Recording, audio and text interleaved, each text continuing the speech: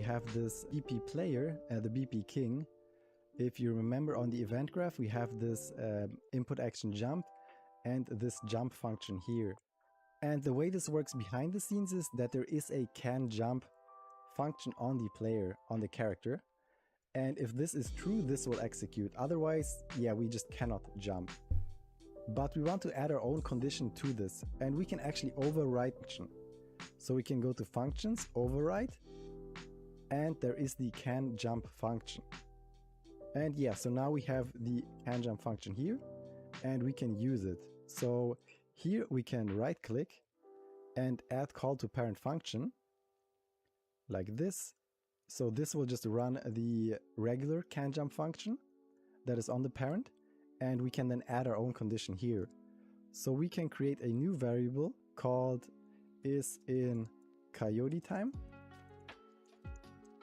and make it a boolean and compile and save, and by default it should be false. But yeah, we can just drag it out here, and now we can simply make the new can jump depends on either if we can jump or if we are in coyote time. So if we are in coyote time, we're just gonna ignore the original can jump, and depends on either if we can jump or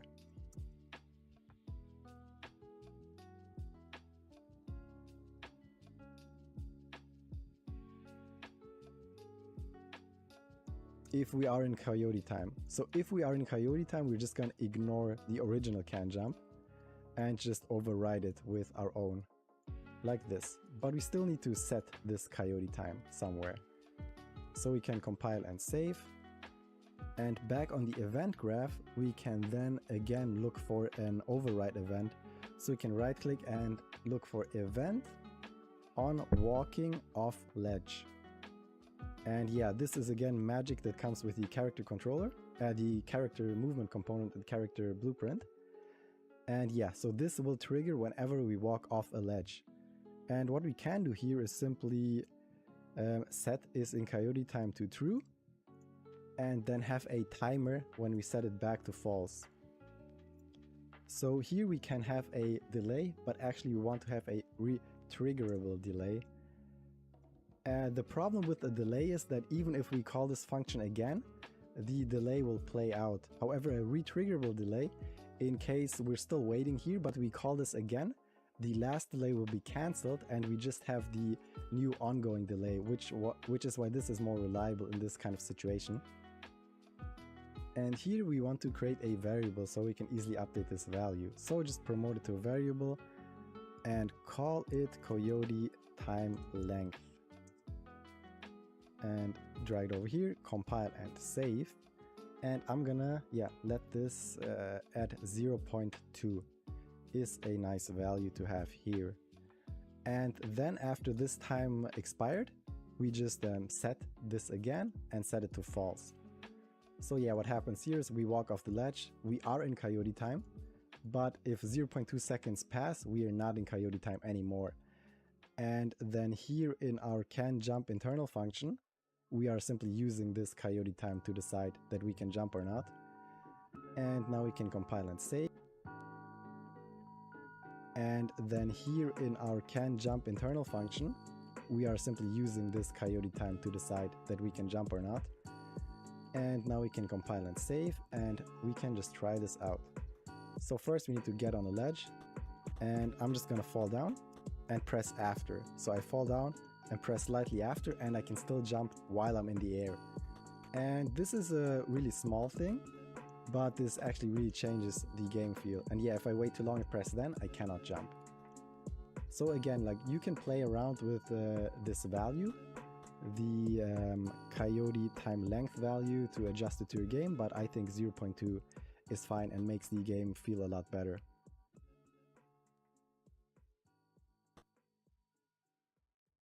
In this episode, we're gonna apply yet another technique that makes platformer games feel a lot better. And this is called jump buffering. If you play fighting games a lot, you probably know about buffering because there's a lot of input buffers going on. But this is gonna be a very simple variation of that, which only saves the input of a single button and then applies it when it makes sense. So again, open up the BP King.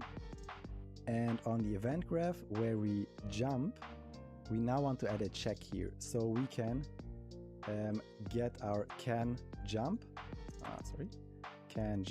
function here, which is actually using the internal one that we overridden to respect our coyote time. And then we can create a branch here and put this to start it, right? And create a reroute node here maybe. Right, so if we can jump, we're just gonna jump, and that's just fine. But if we press jump while we cannot jump, this means that we're still airborne and we still haven't touched the ground. And this means that we want to save the jump and apply it once we touch the ground to make the inputs feel more responsive. So here we want to create a new variable and just call it is jump buffer.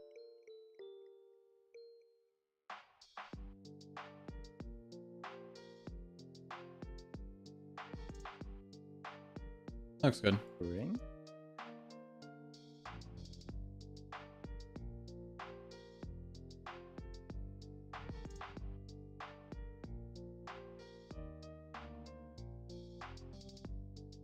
And compile and save, and yes, it should be false by default, but yeah, drag it out and set it to true. And here we again want to use a retriggerable delay and again create a variable here and promote it to variable and call it jump buffer length.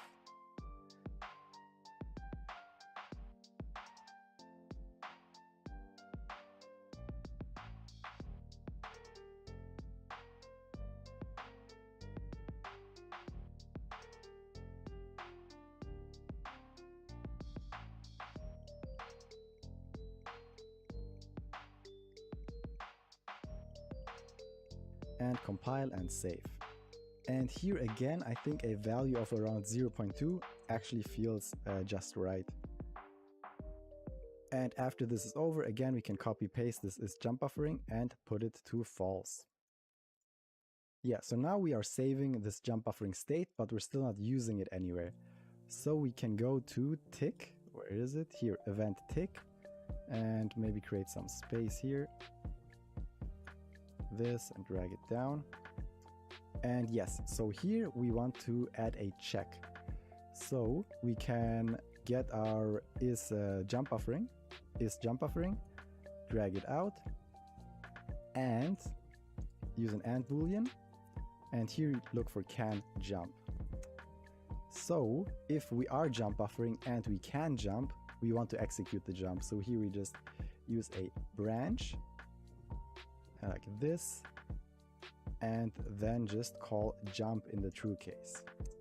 Yeah, so all this does is on tick, it checks.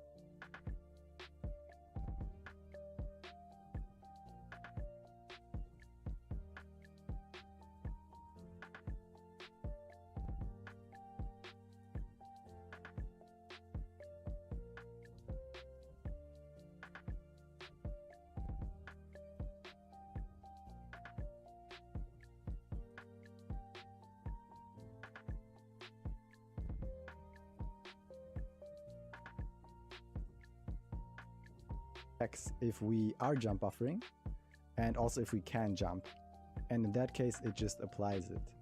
And there are other ways you could implement this without using tick. You could maybe use the on landed event, and I think there is here, yeah, the on landed event is another solution, but I think in this case we can just use tick because it's a little bit more reliable than that. But yeah, that's another option you can use. And just compile and save, and now if I press the button even slightly before I touch the ground again, I get the next jump. And again, this makes the game feel much more responsive, because it feels really bad if you press the button and maybe you're just a little bit too early, and that's why you didn't make your jump. So I think this is actually a really good addition. And yeah, I hope you think the same way. And you can use this in all of your platformer games, and it's gonna make them feel so much better and more responsive. And I think at this point the game feels actually pretty nice, and it also looks pretty good. Congrats on finishing the platformer game tutorial. And I hope you learned a lot of interesting and important things here that you can apply to your own platformer games. We created tile maps, we created levels with tile maps, we created a jump through one-way platform, we created some enemies that are a bit smarter than the enemies we created last time, we created interactions between the player and the enemies, we also made some gimmicks like the spring, and yeah, we built a small level by ourselves. So all of these things are important skills that you will apply to making your own games. Of course, there are many more things we could do to improve this game, and well, the most obvious one is just adding more sound effects for different things, maybe adding screen shake to other interactions, and things like that. We also don't have a respawn system yet, like if the player dies, yeah, it's just over. But in the first project and in the second project, I already showed you 2 ways we can restart the game or reset the game, so there is no need to go over this again in too much detail, and you could just add that yourself, or you don't really need it in this case. But yeah, there's one more game that we're gonna make in this series, and it's the big finale that's gonna use all the things we learned and add a couple of more things to it, and we're also gonna introduce a completely new graphics style there.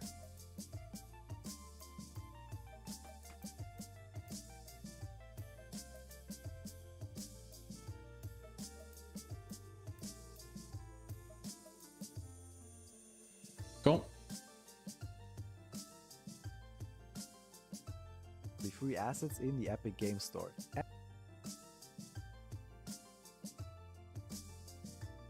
From the world. We're gonna use this lighting and all other and holy grail of making paper 2D games with Unreal Engine. With this method we can keep the distinct and crisp pixel art look of retro games, but also make it look high definition through the amazing lighting and all other advanced features of Unreal Engine. These sprites will also be able to throw shadows and also receive shadows from the world. We're gonna use this great looking stylized Egypt map, which is one of the permanently free assets in the Epic Game Store. And we'll block out a small area in here which we'll use to design our level.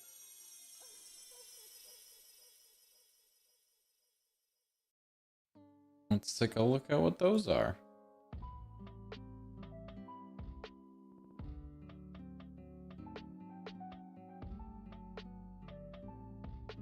Sounds cool.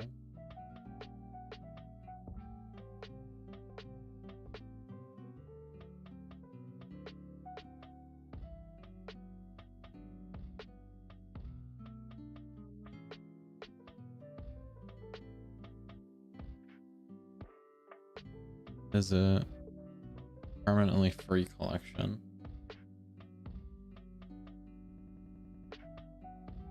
This is so cool. Oh my god.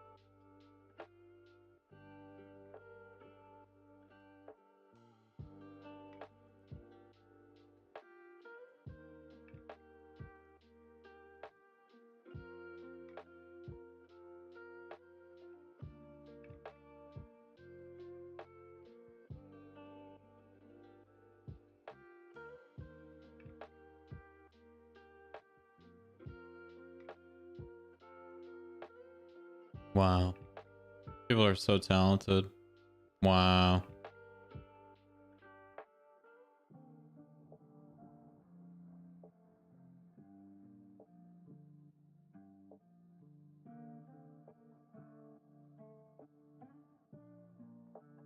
So cool.